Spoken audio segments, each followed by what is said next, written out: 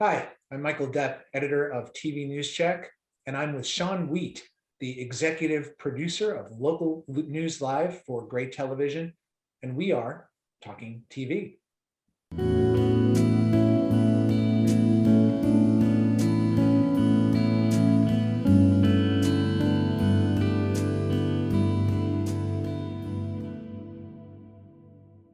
Hi, welcome, Shawn.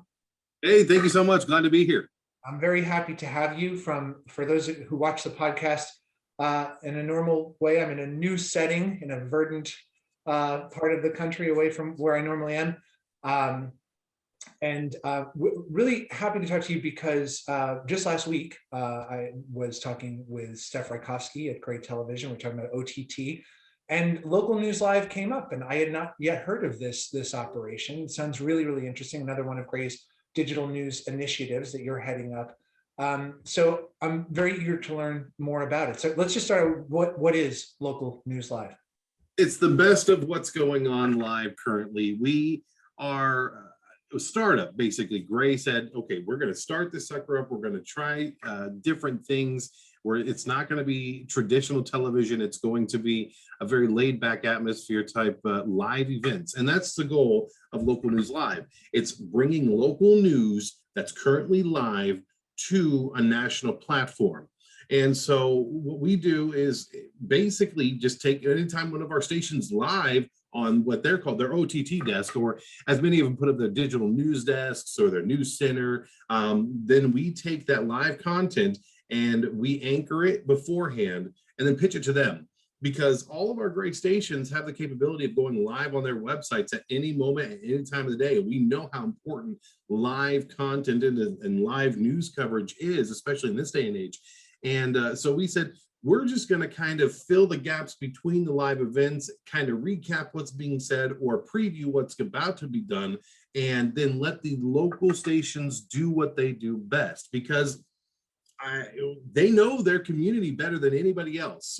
Somebody in Omaha or Atlanta or in New York City or California, they can read a script real well, but they truly don't know what's going on in those local communities and those stories. And so our job is basically that vessel to bring local interviews, local live content, local whatever it may be, and let those anchors and reporters do what they do best and tell the story for the folks across the nation.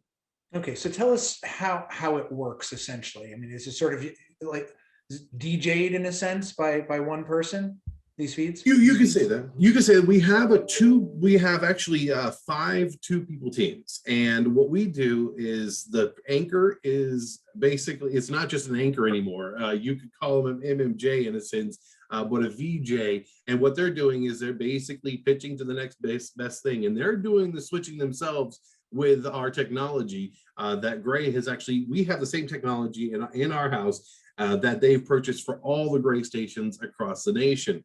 And it is basically a computer system that we switch between live content. We have an audio board, we have graphics that we can put in, and the anchor is doing it all by themselves along with the help of the producer. So the anchor does the switching and the talking. The producer does the watching and the communicating, and they're watching the feeds that are coming in, because that's the one thing that is most important with what we're doing is communicating with not only each other in-house, but also the stations. And we've got to make sure that everybody's on the same level and we're aware of what they've got coming in and they know what we have coming out too. So it's a 2-person team. They basically intro it when we have some downtime, because there's times where there's not live content. The anchors can actually do recaps. They can preview something that's coming up. They could talk about what's the top stories of the day. We can actually go through every station's website and say, here's the top story in Augusta. Here's the top story in Topeka. Here's the top story in Omaha, and all of our various regions. And we have stations from very small markets all the way to some large markets. And so we know that there are people move from their home communities all the time. So what's interesting is we've heard, man, I lived in that community and I'm glad to see that I can watch these stories on my local station now from my home community. So yeah, our job is to basically bring the stories that also don't get a lot of a national attention when they really should on a network platform, and bring them to the folks who are watching our station websites. So it sounds like a hell of a lot of ad libbing is done by the anchor slash switcher. And now you mentioned there are groups of teams. I guess Mhm. that's at 4 different stations in different parts of the country. No, we're all based here in Omaha. Okay. We have the 5 teams, an anchor and a producer, and they work different shifts. We even have weekend shifts. It's not as much programming during the day, during the evenings and the early morning hours, but we're on from 6 a.m. Central, from Monday through Friday, we're on from 6 a.m. Central to midnight. And basically the anchors and producers have a 4 or 5 hour shift. And then on the weekends, we're on from 10 a.m. to 10 p.m. Central. And then the anchors and producers have 6 hour shifts. So they're literally up there for 6 hours. And we hired folks to do dual purpose positions. And so we have the anchors, we have the producers, but the producers can step in and anchor and know the equipment. And so if there's a need for the anchor to, take a break, go get something to eat, they need to go get a drink of water, whatever it may be, the producer could step in and do that position, and then vice versa. The anchor could do the producer's job for a couple of minutes while they go and get something to eat or take a break too. So it's amazing to see how, when we started this up, that we hired people from all over the nation. Though we had people coming in from various different communities, small to large. I didn't hire just television people either. I hired people in radio, 2 people specifically in radio. One worked for NBC News Radio, and the other one worked for a Kansas sports network. And the thing is yeah, you got to have a lot of ability to ad lib, because you don't know how much time, okay, the president's about to speak and he's supposed to be on at 10 o'clock, but it's now 10:05, and you've got to fill all that time. We could take a commercial break, but you got to come back. You've got to try to fill that time with, okay, here are the talking points. Here are some of the things that have been said. We actually, though, I did want to mention, we try to stay away from as much of the political as possible, the national political, and we actually try to do hyper local stuff, because of the fact that there are, as I said earlier, is that there's a lot of stories locally that deserve national attention. For example, we had the Kim Tool fire over in Illinois, and we were getting live images coming in. We had reporters in that area from the local community doing live hits, and it wasn't getting any national attention. And you could see explosions happening as it was going on. You could see the plume of smoke miles away. Several of the networks, maybe a little blip. We were taking it live for over an hour, and because we knew how important it was for communities to know what was happening, because it was a huge fire, and it could be seen from miles away, and it's something that needed national attention, and it wasn't getting it at that time. So will your anchors come in and voice over the feeds that they're bringing in to kind of give some context? Because one thing is, when you're stitching together local stories and you're framing them out for a national audience, the national audience needs to understand why it's relevant. It's not always completely self-evident. I mean, a big chemical fire may be more, maybe an easier thing to sell for relevancy or just interest than something that was more granular and local. So I imagine they have to do a lot of contextualizing. They do. They do. Segments.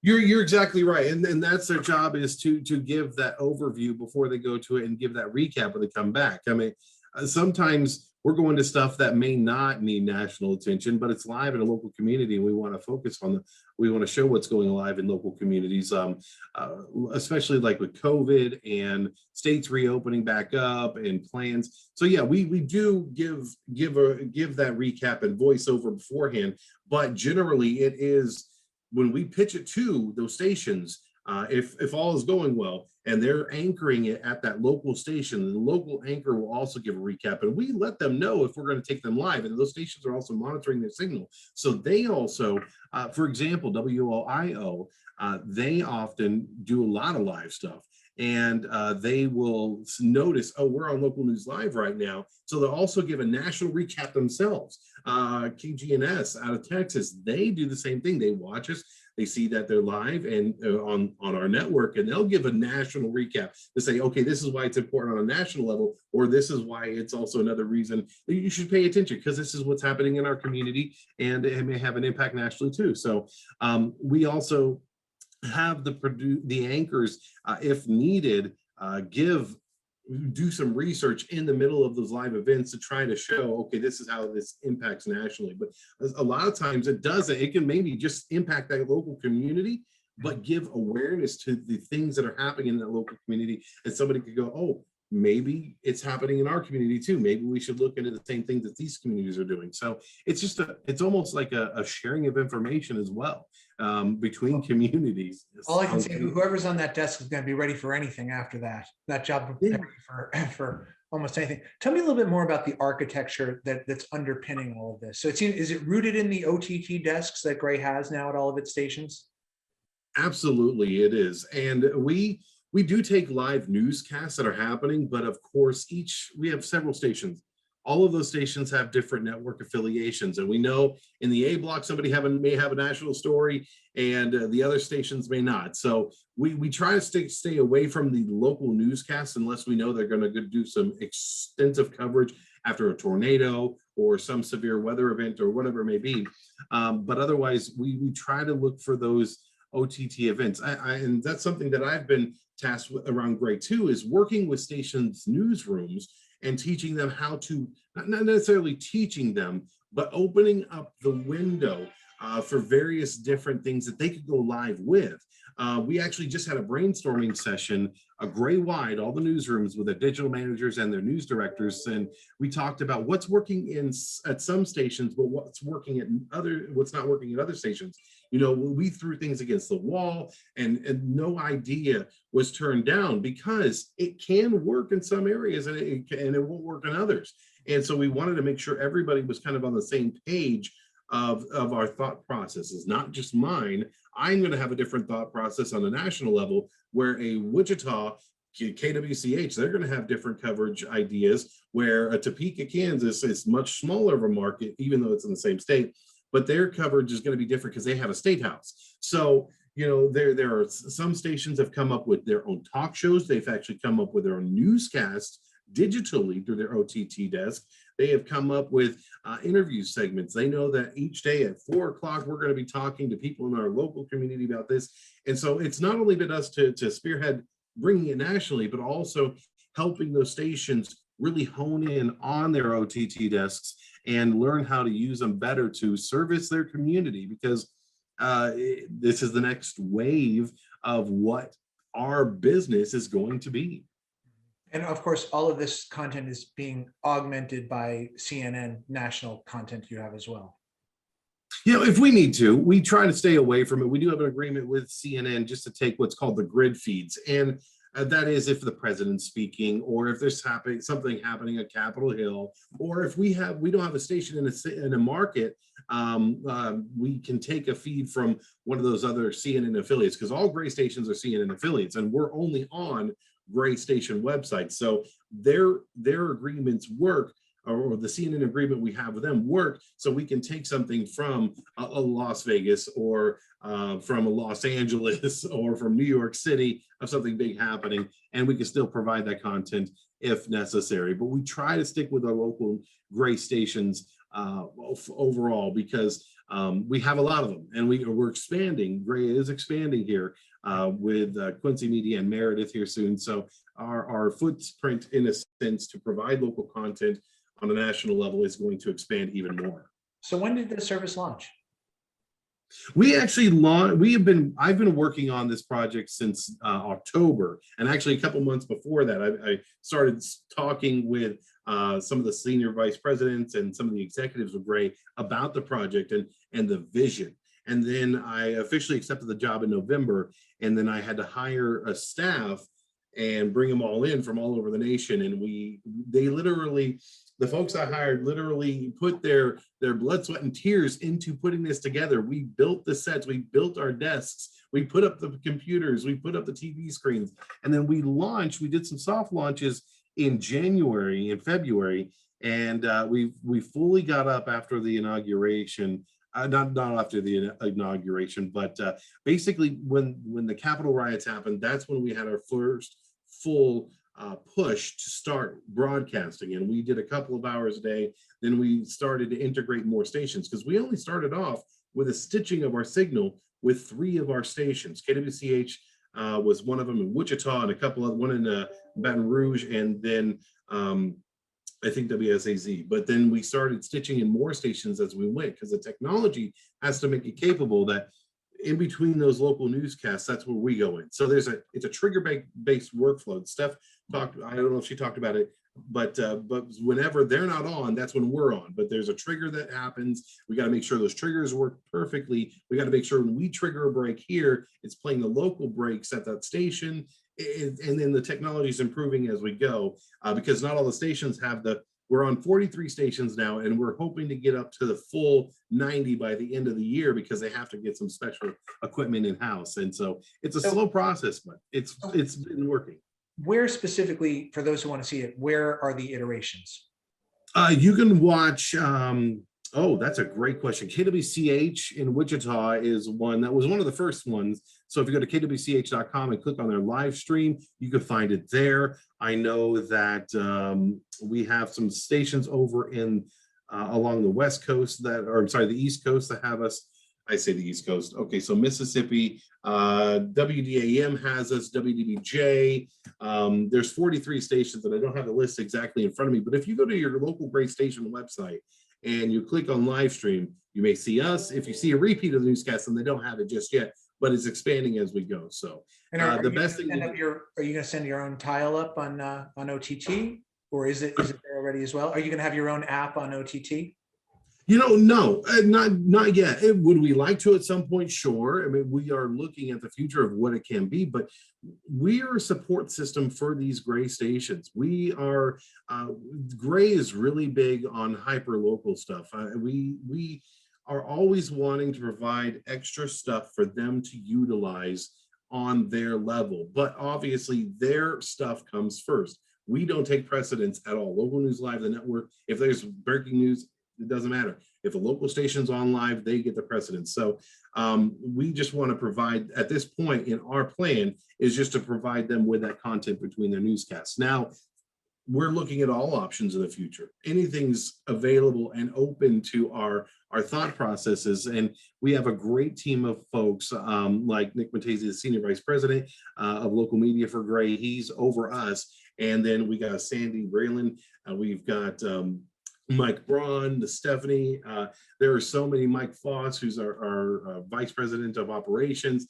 All these folks are basically the brain trust of this project, and they all came together and came up with the idea along with myself. And we had meetings, and we figured out what pieces are going to work, what are not, what's our long-term goal. But it's really right now honing in on working on launching, because we are launched. We still have more stations to be added onto, but then improving, because we have to obviously improve on the local level before the national level also gets better, because we got to get our local stations to do more on their OTT desks, and they are. It's amazing to see, because for example, I was at WIBW in Topeka, Kansas, and it's a small market, and we were actually doing this before we had the technology through OBS, and because we had the state capitol, and we had the governor's news conferences during COVID, and we were like, we've got to anchor these. We can't just put them up raw. People are coming in late. They're not catching what was said beforehand, or they're leaving, or whatever it may be, or we got to set it up for what's going to be said, give any type of news stories, the most latest. And so then when Gray sent us all this technology, it became even better. But they saw what I was doing. WIO in Cleveland was doing it a lot too. And they actually kind of launched a lot of the stuff that we do on the national level, because they were kind of our test market for the OTT desk and the JVC system that we use. And so then by taking all those ideas and putting them together, that brain trust came up with this. And the brain trust meets every 2 weeks, and we come up with the next best plan. We are actually going to be expanding in the future here in the next year. We're moving buildings, we're looking at new technology, and we're always looking to improve, because if you're not improving, you're just sitting still, and well, nobody wants to sit still. So Shawn, the big question, how is this making money? How is it monetized? Well, we are letting the local stations basically earn the money for what we're doing. The whole point is to, as I said earlier, is to provide the content for those stations' websites, and then when we take a commercial break, it triggers that station's local break. So if a station sold an ad for like a car dealership, they get so many impressions during the video player that since it's their player that we're triggering, their local break is going to play, their local ads are going to play. And then we are also utilizing some paid programming overnight. We're not fully 24 hours, but we're on from, as I said, 6 to midnight. So in the interim, as we're in the overnight hours, we have some paid programming that plays and helps us out a little bit. But the main, and that's out of my wheel well completely. I focus on the news and the technology and getting and the staff. But the monetization is coming, and the stations already had advertisers in place, but now that we're providing them with more content and more stuff, those stations are seeing the monetization and they're seeing the revenues, and that's what we want, because those local stations are the backbone of what we do at Gray Television. And I know I talked not too long ago with Aaron Overstreet, who heads up digital sales and OTT sales for Gray. I know a lot of that Gray's OTT advertising is direct sold versus programmatic. I think even the majority. So is that the case here, that this is sort of packaged in? It's a lot of direct sold local advertisers as opposed to national programmatic?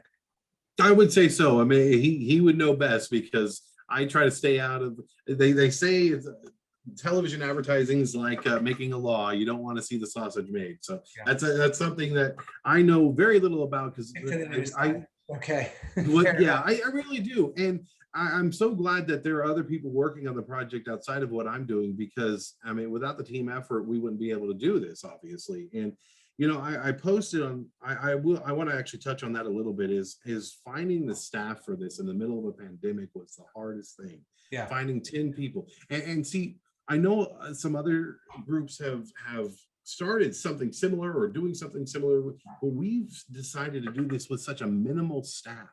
And we have 10 people working here, 11 if you include myself. Finding them during a pandemic was so hard. Yeah. And when I found these folks, I found people who are much smarter than me. And trust me, they are so much smarter than I am. And putting them in the right positions to really help grow this startup, and the passion. They get the idea, they got the concept, and then putting them in the same room and working together, they have truly shined. They have really made this what it is today, and it's growing. I am so proud of the staff. I'm so proud of what they can do. Recruiting and onboarding during a pandemic could be a whole other podcast. I know that's a massive. But Shawn Wheat, executive producer of Local News Now, Live rather. Thanks so much for explaining how it works, and be interested to see how it develops along. Thanks very much for being here. Thank you.